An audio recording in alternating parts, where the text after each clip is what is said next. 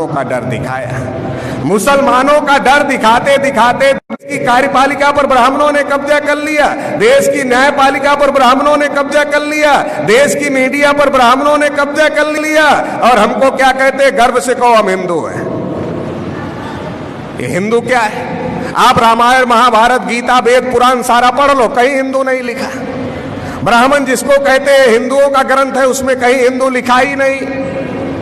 ये हिंदू हिंदी भाषा का भी शब्द नहीं है, हिंदू संस्कृत भाषा का भी शब्द नहीं है, ये हिंदू पर्शियन भाषा का शब्द है जिसका अर्थ गुलाम होता है, हारा हुआ होता है, गुलाम होता है।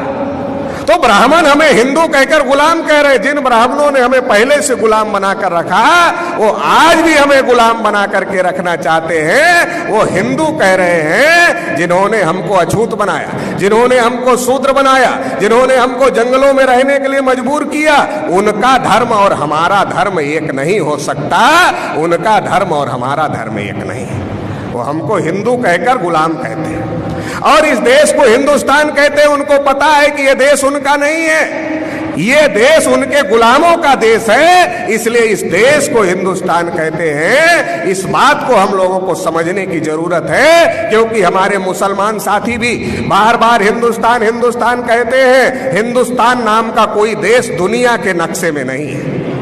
इंडिया दैट इज भारत बाबा साहब अम्बेडकर ने संविधान में लिखा है, क्योंकि बाबा साहब जानते थे बदमाश लोग हैं, कल इंडिया का ट्रांसलेशन हिंदुस्तान करेंगे, इसलिए पहले ही लिखा India that is Bharat. India Bharat है, ये हिंदुस्तान नहीं है। और वो ब्राह्मण कहते हैं हम हिंदू राष्ट्र बनाना चाहते हैं, वो हिंदू राष्ट्र नहीं बनाना चाहते। हिंदू राष्ट्र के कह करके SC ST OBC को अपने तरफ खड़ा करना चाहते हैं और मुसलमानों को के विरोध में खड़ा करना चाहते हैं। इसके लिए वो हिंदू राष्ट्र की बात करते हैं। RSS कहता है हिंदू राष्ट्र हम बनाना चाहते हैं, मुसलमान भी कहते हैं RSS हिंदू राष्ट्र बनाना चाहता है। बिल्कुल हिंदू राष्ट्र नहीं बनाना चाहते, वो इस राष्ट्र पर ब्राह्मणों का कब्जा करवाना चाहते हैं, केवल ब्राह्मणों का कब्जा करवाना चाहते हैं, SC ST OBC का नहीं। विधायिका, कार्यपालिका, न्यायपालिका, मीडिया हर जगह कर लिया है। शेड्यूल कास्ट का कोटा पूरा नहीं हुआ, शेड्यूल ट्राइब का कोटा पूरा नहीं हुआ, OBC को इस देश में कुछ नहीं मिला। मुसलमान जो गुलाम भारत में 33% प्रशासन में थे, वो 2-2.5% पर आ गए, उनका भी सत्यानाश हो गया। हमको आपसे लड़ाया, आपका भी सत्यानाश हुआ, हमारा भी सत्यानाश हुआ। इसलिए ये बात समझने की जरूरत है कि अभी अलग अलग लड़ने की जरूरत नहीं है, मिलजुल करके लड़ने की जरूरत है। बहुजन क्रांति मोर्चा और मेश्राम साहब ये पैगाम लेकर के आए हैं कि अलग अलग लड़ाई बहुत हो चुकी, अभी अलग अलग लड़े तो हमारा भी सत्यानाश हो गया, आपका भी सत्यानाश हो गया।